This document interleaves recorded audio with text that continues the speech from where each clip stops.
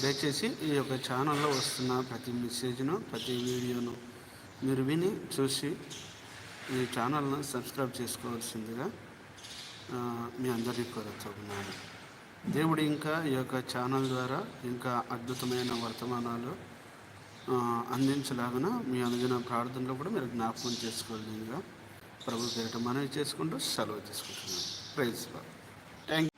ప్రియులారా, చదవబడిన లూకా సువార్త 10వ అధ్యాయం 38 నుంచి 42 వరకు చదువుకున్నాం. చదవబడిన ఇందులో 2 స్త్రీలు ఉన్నారు, ఒక ప్రాముఖ్యమైన వ్యక్తి ఉన్నాడు. ఇందులో ఒక ప్రాముఖ్యమైన సంఘటన మనకు కనబడుతూ ఉన్నది. గమనించారా? ప్రాముఖ్యమైనటువంటి సంఘటన మనకి ఇక్కడ కనబడడం మనం చూస్తున్నాం. యేసుక్రీస్తు ప్రభువు వారు ప్రయాణమై ఆయన ఇదిగో మరి ఈ యొక్క బెతనియకు వచ్చిన సందర్భాన్ని మనము చూస్తూ ఉన్నాం. ప్రియులారా, ఈ యొక్క గ్రామము బెతనియకు యెరూషలేముకు 3 కిలోమీటర్ల దూరంలో ఉన్నది అన్న సందర్భం మనకు కనబడుతూ ఉంటుంది. అయితే మీరు కొంచెం శ్రద్ధ వహించండి, పిల్లల పైన పెట్టకండి మీ శ్రద్ధ, వాళ్ళని చూసుకుంటారు. అయితే ఆయన ప్రయాణమై వచ్చాడు. వచ్చిన తర్వాత ఇప్పుడు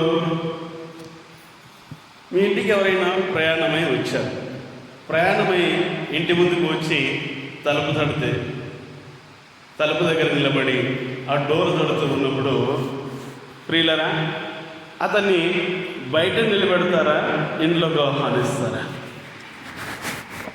అమ్మా, డోర్ తీసి ఇంట్లోకి రండి అయ్యా అని చెప్పి చక్కగా కుర్చీ వేసి కూర్చోబెడతాం. చాలా మంచిది. ఈ మహాతల్లి కూడా, మరి మార్తా గారు కూడా అదే పని చేస్తున్నారు. ఆమె ఇంట్లోకి పిలిచి కూర్చోబెట్టింది, కానీ ఇంట్లోకి మాత్రమే పిలిచింది. గుర్తెరగలి మీరు ఈ విషయం. ఇంట్లోకి మాత్రమే పిలిచింది, కానీ ఇంట్లోకి వచ్చిన ఆ వ్యక్తిని అసలు పట్టించుకోవాలి. అర్థమవుతుంది ఈ మాటలు? ఇంట్లోకి వచ్చిండు, క్రీస్తు యేసు వారు ఇంట్లోకి కాలు పెట్టిన తర్వాత ఆయనకు కూర్చేసింది. కుర్చీ వేస్తే కూర్చుని ఆయన కూర్చున్నాడు. ఇక కూర్చున్నాడు కదా అని ఈమె తిన పనిలో ఈమె పడిపోయింది. ఏమిటి ఈమె చేస్తున్న పని అంటే, ప్రియులారా, భోజనము సిద్ధపరచడానికి ఆమె ఆరాటపడుతూ ఉంది. భోజనము సిద్ధపరచడానికి ఆమె తొందరపడుతూ ఉంది. మంచిది, వాస్తవమే. వచ్చిన వ్యక్తికి ఆతిథ్యం ఇవ్వడం, భోజనం ఇవ్వడం, భోజనం పెట్టడం అది ప్రాముఖ్యమే.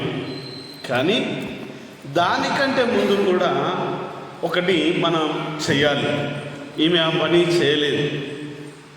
దానికంటే ముందు కూడా మనం ఏం చేయాలండి? వచ్చిన వ్యక్తిని ఏం చేయాలి? కూర్చోబెట్టేసినాం సరిపోద్ది అనుకోకూడదు. వచ్చిన వ్యక్తి ఆయన ఎక్కడి నుంచి వచ్చిండు, ఏ సందర్భాన్ని బట్టి వచ్చిండు, ఎందుకు మన ఇంటి దగ్గరికి వచ్చిండన్న విషయం ముందుగా మనం ఏం చేయాలి? కనుక్కోవాలి. తన పరిస్థితిని, తన ఇంటి వారి పరిస్థితిని, ఏ సంఘటన గురించి వచ్చిందని కొన్ని ప్రాముఖ్యమైన విషయాలు ముందు తెలుసుకోవాలి కదండి. తెలుసుకోవాలా, అవసరం లేదా? ఏంటండి? తెలుసుకోవాలి. తెలుసుకున్నప్పుడు ఆ కొద్ది నిమిషాలు అతడు మాటల్లో ఉన్నప్పుడు, అంటే తనతో మనం సంభాషిస్తూ ఉన్నప్పుడు, తనతో మాట్లాడుతూ ఉన్నప్పుడు, తాను అంత దూరం నుంచి ఆ ఎండ వేళల్లో ప్రయాణము చేసి ఎంతో కష్టముతోటి మన ఇంటికి వచ్చిన ఆ అలసట అంతా కూడా ఒకసారి ఏం చేయబోతుందండి? మర్చిపోతాడు. ఎందుకు మర్చిపోతాడు? చక్కగా ఇంట్లోకి పిలిచి నీళ్ళిచ్చి తన యోగక్షేమాలు మనం తెలుసుకున్నాం కనుక అతనికి ఉన్న ఆ బాధ అంతా కూడా ఏం చేయబడుతుంది, మర్చిపోతాడు. పిల్లలు ఎంత ఆప్యాయంగా పలకరించిందో, ఎంత మర్యాదగా పలకరించిందో. చక్కగా వెళ్ళగానే ఇంట్లోకి ఆహ్వానించారు. మరి ఇంట్లోకి వెళ్ళిన వెంటనే కుర్చీ వేశారు. కుర్చీ వేసిన వెంటనే చక్కగా నీళ్ళిచ్చి కూర్చోబెట్టి నీళ్ళిచ్చి తాపారండి కదా. ప్రియులారా గమనించండి, చాలా మట్టుకు పిలుస్తాం, కానీ ఇంటికి వచ్చినాక ఇక అసలు ఆ వ్యక్తిని పట్టించుకునే వారిని చాలామందిని చూస్తాం. ఇలా ఒక విషయము ఇందులో ఒకటి మనకు ఏం తోస్తుందో తెలుసా? ఇంట్లోకి పిలిచిడు కానీ పట్టించుకోలేదంటే నేనంటే తనకు ఇష్టం లేదేమో, నేనంటే తనకు నచ్చలేదేమో, నేనంటే నా మాట అంటే తనకు ఇష్టము పుట్టించట్లేదేమో. వస్తుందా రాదండి? మనల్ని ఎవరైనా సపోజ్ ఇంటికి పిలిచారనుకోండి, మనల్ని అలా కూర్చోబెట్టి వదిలేస్తే మనకు ఆ తలంపు వస్తుందా రాదు? ప్రియులారైతే మంచిది. అందుకే వాక్యము చాలా స్పష్టంగా చెప్తుంది. మొదటిగా మనం ఏం చేయాలంటే వచ్చిన వ్యక్తికి మర్యాద ఇవ్వాలి, ఆతిథ్యం ఇచ్చి కాసేపు మాట్లాడాలి. ప్రియులారా, ఇక్కడ ఇద్దరు స్త్రీలు కనిపిస్తున్నారు. ఇద్దరు సహోదరులే. పెద్ద ఆమెనేమో ఇంటి పనిలో మునిగిపోయింది, బిజీగా ఉంది, ఫుల్గా వంటలు చేయడంలో, గిన్నెలు కడగడంలో ఎంతో బిజీగా ఉంది. కానీ ప్రియులారా గమనించండి, ఒక సహోదరి మాత్రం వాటన్నిటిని ఏం చేసింది? పక్కన పెట్టేసి వచ్చిన ఆ క్రీస్తు యేసు వారి పాదాల దగ్గర కూర్చొని చక్కగా ఆయనకు పరిచయం చేస్తున్నది. ఎంత గొప్పతనంతో చూడండి. ఈమె ఈ వార్తల్లో ప్రియులారా ఏమి ఉంది అన్న విషయం మనకు కనబడుతుందంటే ఐహికమైన విచారములు ఉన్నాయి, తొందరపాటు స్వభావం తినలో ఉంది. ఈమె ప్రియులారా గమనించండి, చేసేది మంచి పని చేస్తూ ఉండొచ్చు, కానీ ప్రియులారా తొందరపాటు అంత ముఖ్యమైనది కాదు. తొందరపాటు వల్ల అనేకమైనటువంటి అనర్థాలు వస్తాయా? ప్రియులారా గమనించండి, తొందరపాటు అనేకమైనటువంటి అనర్థాలకు దారితీస్తాయి. ఐహిక విచారంలో ఉన్నప్పుడు మనశ్శాంతిగా ఉండలేము, కుదటిగా మనం ఉండలేమండి. ప్రియులారా గమనించండి, ఈమెలో ఏముందంటే ఐహికమైనటువంటి విచారముల చేత ఆమె ఉన్నది. ఒకసారి మీరు మార్కు సువార్త తీస్తారా? మార్కు సువార్త 4వ అధ్యాయము. ఇక్కడ మనకు ఒక సంభాషణ కనబడుతుంది. అయితే అంత మనకు టైం లేదు, కానీ 18వ వచనం నుంచి చదువుతారా? ఇతరులు ముండ్ల పొదల్లో విత్తబడిన వారు, వీరు వాక్యము విందురు గాని ఐహిక విచారమును, ధనమోహమును, మరి ఇతరమైన ఆపేక్షలను లోపల చొచ్చి వాక్యమును అణిచివేయటం వలన అది నిష్ఫలమగును. చాలండి. మీరు వాక్యం వింటారు, వాక్యము బాగా శ్రద్ధగా వింటారు, వినే దాంట్లో ఏ లోపము ఉండదు. కానీ ప్రియులారా గమనించండి, వీరిలో ఉండే ఈ యొక్క ఐహికమైనటువంటి విచారముల వల్ల, ఈ యొక్క ఆలోచనల వల్ల, ఈ తలంపుల వల్ల ఏమి చేయబడుతుందంటే వాక్యం వీరిలో ఫలించే అవకాశం లేకుండా పోతుంది. వాక్యం వీరిలో నిలిచి ఉండే అవకాశం లేకుండా పోతుంది. అనేక రకములైనటువంటి సమస్యలు మనసులో ఉన్నప్పుడు వాక్యమునకు తావు ఇవ్వలేమండి. వాక్యమును మన హృదయంలోనికి చేర్చుకోలేము. ప్రియులారా గమనించండి, ఈ మార్త గారు కూడా అదే పని చేస్తూ ఉంది. సహోదరి ప్రియులారా గమనించండి, ఆమె ఎంతో ప్రయాసపడుతుంది వాస్తవమే, కానీ ప్రియులారా ఆమె ముఖ్యమైన విషయాన్ని విడిచిపెట్టింది. దేవుని మాటకు క్రీస్తు యేసు స్వయంగా తన ఇంటికి వస్తే, తన ఇంటిలోనికి వస్తే క్రీస్తు యేసు వారితో తాను విన్నపించుకోవాల్సింది పోయి, క్రీస్తు యేసు వారికి పరిచర్య చేయాల్సింది పోయి, క్రీస్తు యేసు వారి పాదాల దగ్గర తాను విజ్ఞాపన చేయాల్సింది పోయి, ఈ లోక సంబంధమైనటువంటి ఆహారమును సిద్ధపరచుకున్నట్టుకు ఆరాటపడుతున్నది. ప్రియులారా గమనించండి, వాక్యము వింటుంటాం, చదువుతూ ఉంటాం, కానీ అది మనలో ఫలించకపోవడానికి గల కారణం ఏంటంటే అనేక రకములైన ఆలోచనలు హృదయంలో ఉండడాన్ని బట్టి అది ఫలించలేకపోతుంది. ప్రియులారా గమనించండి, అందుకే వాక్యం ఉంటుంది, ఈ ముళ్ళ పొదల్లో పడిన ఆ యొక్క విత్తనము ఎందుకు పైకి రావట్లేదంటే ఆ ముళ్ళ పొద ఏం చేసింది, దాన్ని అణిచివేస్తుంది. ఈ ఆలోచనలు, ఈ సమస్యలు, ఈ తలంపులన్నీ కూడా ఏమి చేయబడతాయంటే వాక్యమును అణిచివేస్తూ ఉంటాయి. ప్రియులారా, అందుకే వాక్యం సెలవిస్తూ ఉన్నది, ఐహికమైన విచారముల వల్ల నీవు సంతోషంగా ఉండలేవు. వాక్యము నీలో ఫలించదు, వాక్యమునకు విధేయత చూపించలేవు. ఈరోజు చాలామంది ప్రియులారా దేవుని మాటలు వినడానికి వేగిల పడతారు, దేవుని సన్నిధిలో మరి పరిచర్య చేయాలంటే మాత్రం వెనకంజ వేస్తూ ఉంటారు. దేవుని సన్నిధిలో పరిచారకులుగా ఉండడానికి వెనకంజ వేస్తూ ఉంటారు. దేవుని సన్నిధిలో, ఆయన సన్నిధిలో, ఆయన పాదాల దగ్గర పనిచేసే గొప్ప భాగ్యము దేవుడు అనుగ్రహిస్తూ ఉంటే దాన్ని కాదని తోసిపుచ్చుకొని వెనక వేస్తూ ఉంటారు. అంత మంచి విషయం అది కాదండి. దేవుడు ఒక గొప్ప అవకాశం ఇవ్వబోతున్నాడు, దేవుడు ఒక గొప్ప ధన్యత నీకు ఇవ్వబోతూ ఉన్నాడు.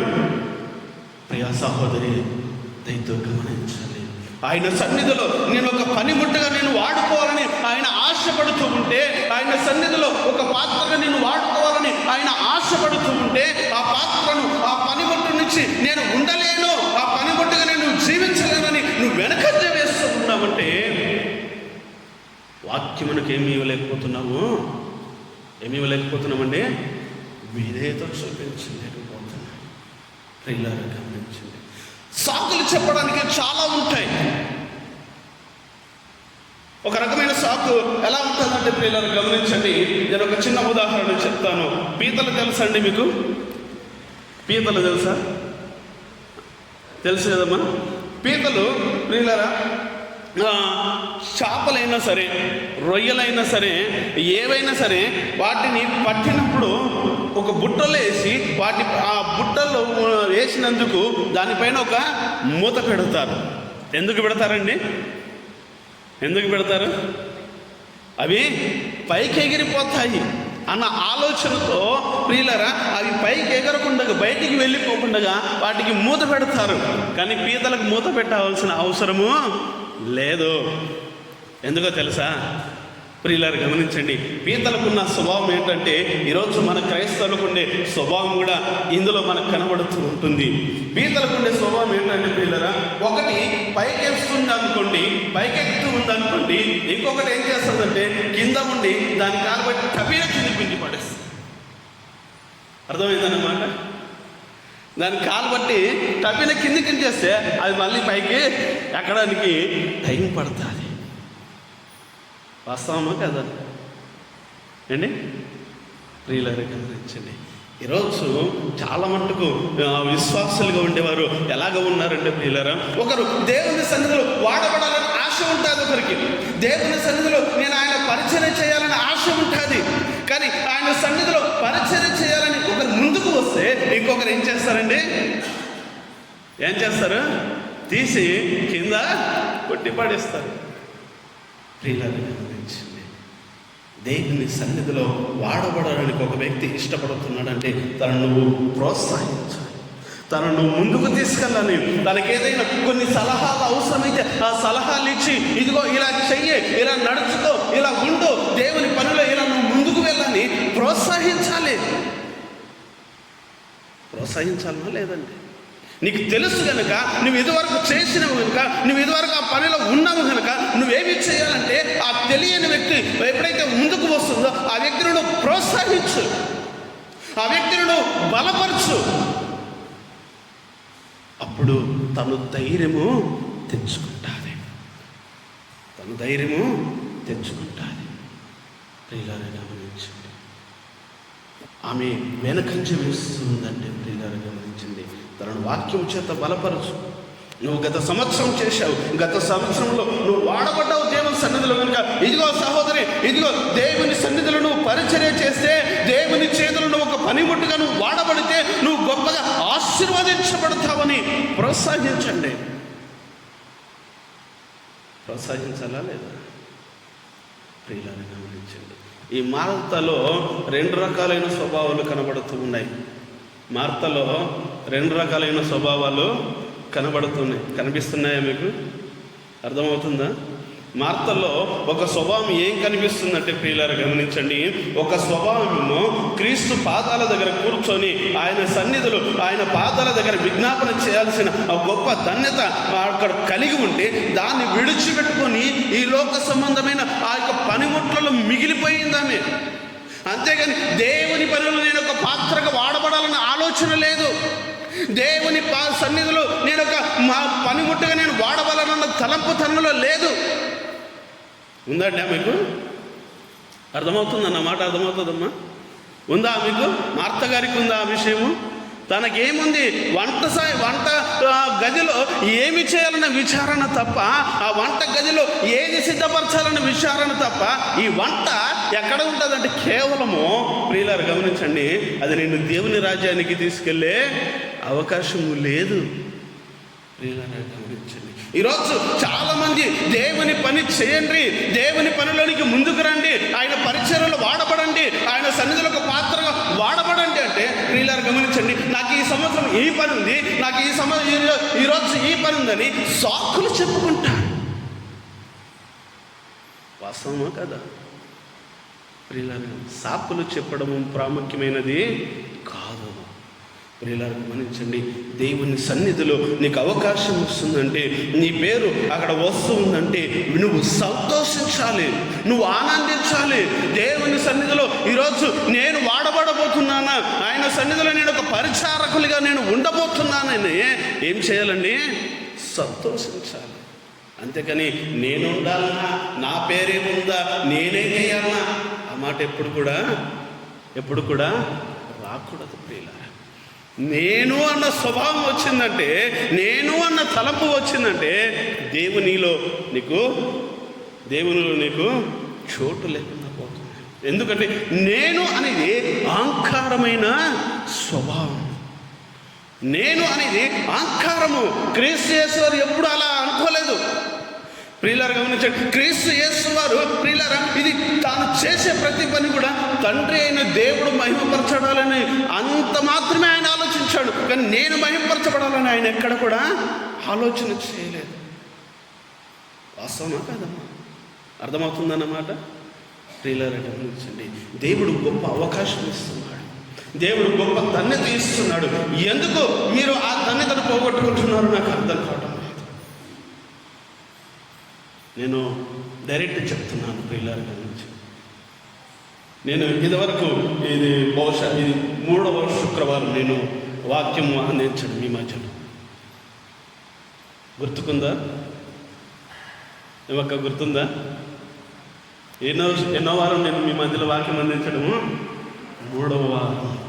ఈ 3 వారాల నుంచి నేను చూస్తున్నా, నేను గమనిస్తున్నా, నేను వింటున్న ఒకే సంఘటన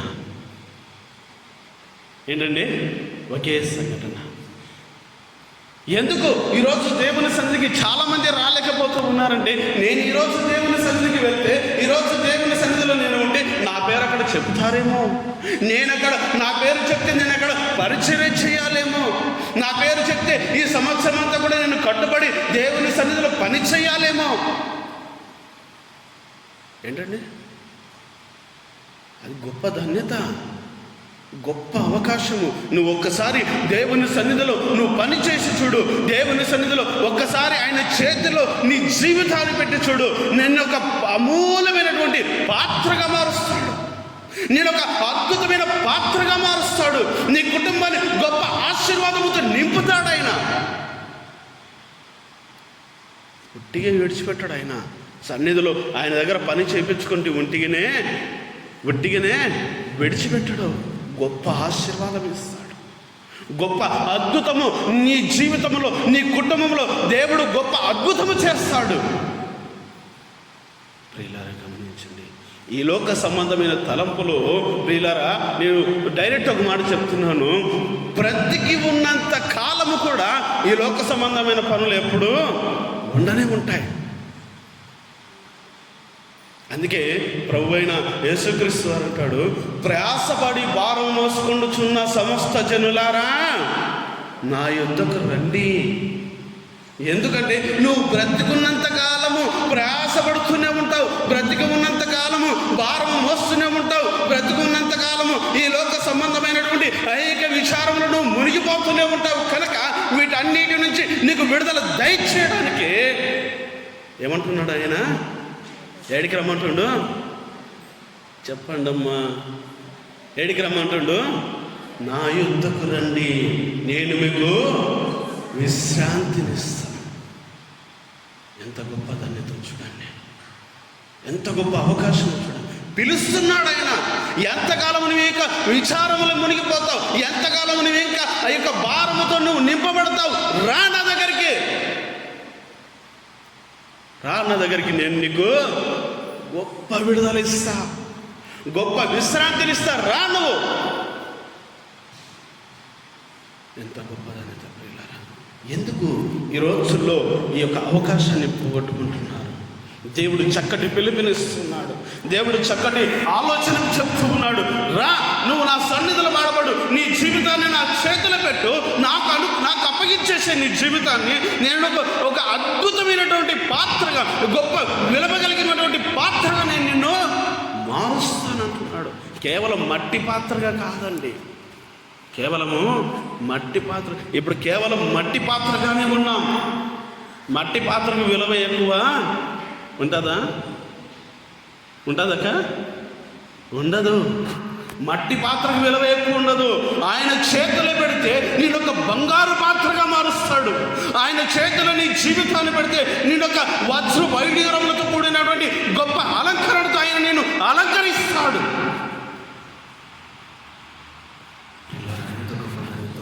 చూడండి, అందుకే అంటున్నాడు, ప్రియులారా గమనించండి, మార్త వల్ల మీరు ఉండకండి. మార్తలో 2 స్వభావాలు ఉన్నాయి. ఏ స్వభావం ఉన్నది? ఒకటేమో దేవుని విడిచిపెట్టి తన పనుల్లో మునిగిపోతుంది. రెండవ స్వభావం ఏముందంటే, ఇదిగో తాను ఆ పనిలో మునిగిపోయింది కాక క్రీస్తు దగ్గరికి వచ్చినటువంటి మరియను కూడా ఏం చేయమంటుంది? చెప్పండి అక్క, ఏం చేయమంటుంది? ఆమెను నా దగ్గరికి పంపించవచ్చుగా. ఈ స్వభావం ఎలాంటి స్వభావం అండి? ఇందాక ఒకటి చెప్పాను. ఏ స్వభావం అది? పీతల స్వభావం. పిల్లరా, ఈమె చక్కగా క్రీస్తు యేసు వారి పాదాల దగ్గర కూర్చొని ఆయన పరిచయం చేస్తుంది, ఆయన ఎంతగానో ఆరాధిస్తుంది. పిల్లరా, ఆ విషయాన్ని విడిచిపెట్టి ఆ విషయంలో సంతోషించక మళ్ళా పైగా నీమే పనుల్లో మునిగిపోయింది కనుక ఆమెను రా, నాతో పాటు ఇద్దరం కలిసి ఈ లోకములు మునిగిపోదాం రా పిలుస్తుందా? పిలుస్తుందాక? అర్థమవుతుందా? ప్రియులారా గమనించండి, అలా పిలవడము మంచిది కాదు, అలా ఆటంకపడడము మంచిది కాదు, అలా వెనక్కి వెళ్ళిపోవడము కూడా మంచిది కాదు. కానీ మార్తను బట్టి దేవుడు గొప్ప మాట చెప్తున్నాడు. మరియకు జ్ఞానం వచ్చేలా, మరియకు తెలివి వచ్చేలా ఒక అద్భుతమైన మాట చెప్తున్నాడు. చదువుతారా మాటను? 41, 42 వచ్చిన చదవండి. అందుకు ప్రభువు, మార్తా మార్తా, చదవండి అమ్మా. అమ్మా, నీవు అనేకమైన పనులను గూర్చి విచారము కలిగి తొందరపడుచున్నావు. చాలు. ఏం చేస్తుందంటే ఈమె? ఏం చేస్తుంది? తొందరపడుతుందంట. ప్రియులారా, తొందరపాటు స్వభావం కూడా అంత మంచిది కాదు. ఇవి ఏ విషయంలో తొందరపడుతుందంటే, దేవుని ఆరాధించే విషయంలో తొందరపడటం లేదు, దేవుని నామాన్ని గొప్ప చేసే విషయంలో తొందరపడటం లేదు, దేవుని సన్నిధిలో పాత్రగా వాడబడాలన్న ఆలోచనలు తొందరపడటం లేదు, దేవుని సన్నిధిలో నేను ఒక పనిముట్టుగా వాడబడాలన్న ఆలోచనలు తొందరపడటం లేదు. ఆమె ఏ విషయంలో తొందరపడుతుందంటే, ఈ లోక సంబంధమైనటువంటి అనేక విచారంలో మునిగిపోయి ఏమైపోయింది? తొందరపడుతుంది. అది దేవునికి అనుకూలమైన స్వభావము కాదు. అందుకే అంటున్నాడు, నీవైతే అనేకమైనటువంటి పనులను గురించి నువ్వు విచారణ కలిగి నువ్వు తొందరపడుతున్నావు, కానీ ఇదిగో ఈ భార్య ఈమె ఎంతో ఉత్తమమైనది, ఎంతో అవసరమైన దానిని ఈమె ప్రాముఖ్యంగా ఎంచుకున్నది. ఏమిటి ఈమెకి అవసరమైంది? ఏమిటండి అవసరమైంది? ఇంట్లో వంట చేసుకొని తిని తొంగుంటే సరిపోద్దా? ఇంట్లో వంట చేసుకొని తిని చక్కగా ఉదయం లేచి ఇంట్లో పనులను టకాటక చేసేసుకొని డ్యూటీకి వెళ్ళొచ్చి మళ్ళీ ఇంటికి వచ్చి వంట చేసుకొని తిని పడుకుంటే సరిపోద్దా? మార్తా గారిలో అదే స్వభావం కనిపిస్తుంది. మార్తా గారిలో ఈ అక్కలో అదే స్వభావం కనిపిస్తుందండి. కానీ మరియా అలాంటి స్వభావం లేదు. మరియా ఎంచుకునేది ఏంటంటే, ఇవన్నీ కూడా ఏదో ఒకరోజు విడిచిపోతాను, వీటన్నిటి నుంచి నేను ఏదో ఒకరోజు దూరం అయిపోతాను, వీటి వల్ల ఏదో ఒకరోజు నాకు వీటితో పని ఉండదు, కానీ నా ప్రభువుతో నాకు నిత్యము పని ఉంటుంది. నా ప్రభువును నేను ఇప్పుడు ఆరాధిస్తే, నా ప్రభువును ఇప్పుడు నేను నా హృదయంలోనికి చేర్చుకుంటే, నా ప్రభువుకు నేను ఇప్పుడు పరిచర్య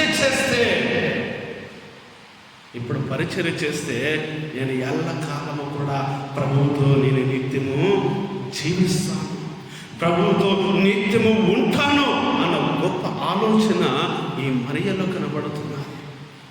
అందుకే అంటున్నాడు, ఆమె ఏమి ఎంచుకున్నదంటమ్మా? చదువు ఆ మాటను చదువుతాలి.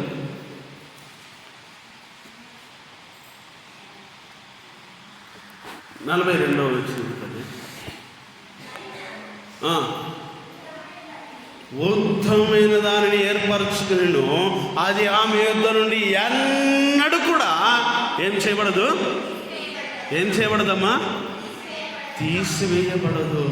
ఏమి ఎంచుకున్నది అంటే, ఆమె ఆయనకు పరిచర్య చేయడానికి ఎంచుకున్నది, ఆమె ఆయన సన్నిధిలో వాడబడడానికి ఎంచుకున్నది, ఆమె ఆయన సన్నిధిలో సమర్పించుకోవడానికి ఎంచుకున్నది, ఆయన సన్నిధిలో నేను ఒక పనిముట్టుగా ఉండాలన్న స్వభావం తనలో వచ్చిందండి.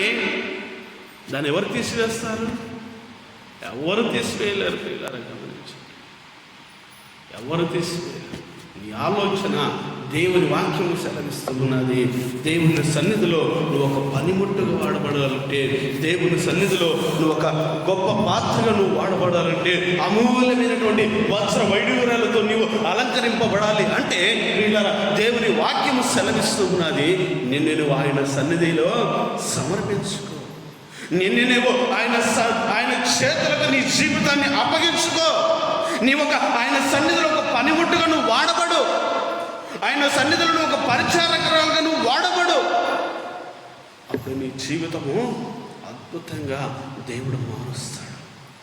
ఆటంకములు కలగొచ్చు, ఇందాక చెప్పినట్టుగా పీతలు పట్టి లాగేయచ్చు, కానీ నేనేం చేయాలి? నా దేవునికి పరిచర్య చేయాలి, నా దేవుని సన్నిధిలో నేను వాడబడాలి అన్న స్వభావం, అన్న ఆలోచన నీలో కనుక ఉంటే దేవుడు నిన్ను ఖచ్చితంగా వాడుకుంటాడు. దేవుని పని చేయడానికి వెనుకంజ మీరు వేయకండి. దేవుడు గొప్ప అవకాశం ఇస్తున్నాడండి, గొప్ప ఆధిక్యత ఇస్తున్నాడండి, గొప్ప ధన్యత ఇస్తున్నాడండి. దాన్ని మీరు పోగొట్టుకోకండి. అన్నిసార్లు జరగదు. పెద్దలు ఒక మాట అంటారు, అదృష్టం అన్నిసార్లు కూడా తలుపు తట్టదు పిల్లరా. అది తలుపు తట్టినప్పుడు నువ్వు తెరవు, అది నీ ఇంటిలోనికి ప్రవేశిస్తుంది. నువ్వు ఆ తలుపు చేయకుండా ఉంటే నువ్వు అదే దరిద్రములో, అదే బలహీన స్థితిలో ఉంటావు. కనుక దేవుని వాక్యం సెలవిస్తున్నా, దేవుడు స్వయంగా ఆయన సెలవిస్తున్న మాట అంటే, ప్రియులరా, దేవుని వాక్యములకు నువ్వు విధేయత చూపించినట్టుగైతే, దేవుని మాటకు నువ్వు లోబడినట్టుగైతే, ప్రియులరా, దేవుని సన్నిధిలో పరిచరించడానికి నువ్వు సమర్పించుకో. దేవుడు నిన్ను, నీ కుటుంబాన్ని దేవుడు దీవించి ఆశీర్వదిస్తాడు. దేవుడు ఈ కొద్ది మాటలు దీవించి ఆశీర్వదించును కాక. కళ్ళు మూసుకోండి. దేవుని వాక్యం సెలవిస్తున్నది, దేవుని వాక్యం సెలవిస్తున్నది. కళ్ళు మూసుకుందాం.